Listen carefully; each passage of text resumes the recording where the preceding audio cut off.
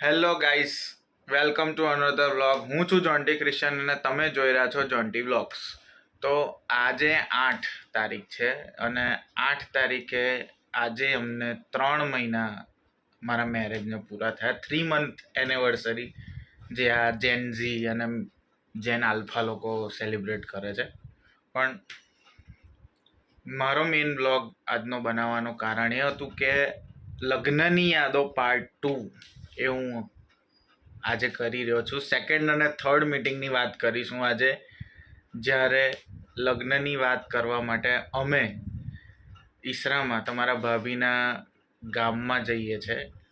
સૌ પ્રથમ first meeting જે તમે આગળના વ્લોગમાં જોઈ એ પ્રમાણે એના પછી સેકન્ડ મિટિંગ અરેન્જ થાય છે અને નક્કી થાય છે કે સેકન્ડ મિટિંગ થોડા દિવસમાં કન્ફર્મ થઈ જાય છે અને અમે લોકો જઈએ છીએ.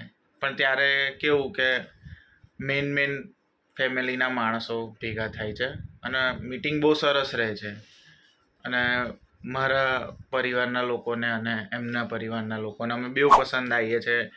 મારા ફેમિલીને એમનું ઘર પસંદ આવે છે બધું. અને પછી એવું નક્કી થાય છે કે આપણે થર્ડ મિટિંગ નક્કી કરીએ અને એમાં પરિવારના બધા લોકો નાના મોટા બધા ભેગા થાય અને એમાં લગ્નની થોડી વાતો વ્યવહારો એમાં નક્કી થાય. તો એ મિટિંગની આજે હું વાત કરીશ કે એ દિવસે એટલે આજથી વર્ષ પહેલાં 5 એપ્રિલ એ આ મિટિંગ કરેલી અને અમે લોકો સવારમાં નીકળેલા. અને મને યાદ છે અને હું તમને આગળ બતાવીશ બી કે હું માર્ક જીનું હેરિન અને વિશાલ જે મારા બનેવી છે એ અમે એક ગાડીમાં ગયેલા. બીજું બધું ફેમિલી અલગ અલગ ગાડીમાં ગયેલું. અને એ ગાડીમાં જતાં જે માર્ગની ગાંજા હોય જે મસ્તી કરી જાય એ મને હજુ યાદ છે. તમે જુઓ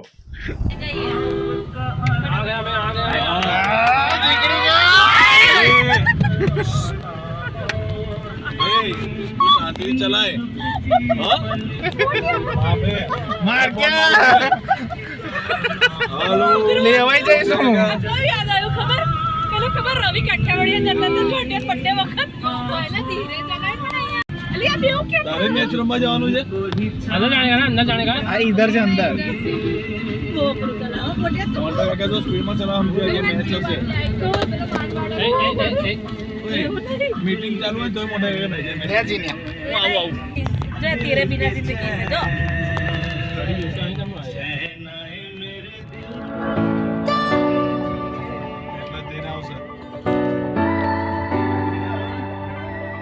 બાજુમાં તો ખબર નહીં કે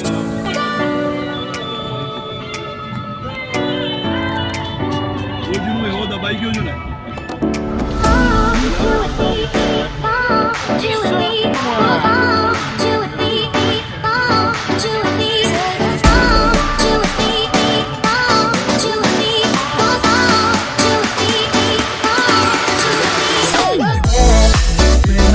आहे बरा कीजिए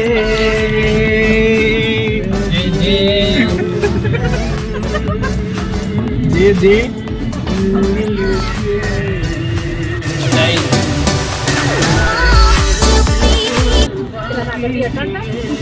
આગળ લેવી છે પણ મને ફાટે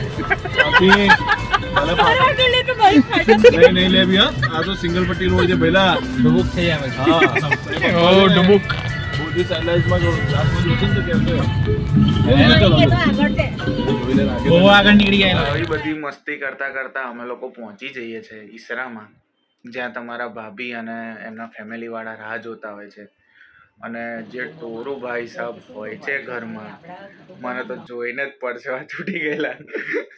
શું બોલું શું નહીં, આવીને બેસી જાઉં છું તો એક સોફાનો ખૂણો પકડી લઉં છું અને મને સમજાતું નહીં. બધા મોટા એમની વાત કરે છે, વ્યવહારની વાતો થાય છે બધી, અને બધી હસી મજાક ચાલતી હોય છે.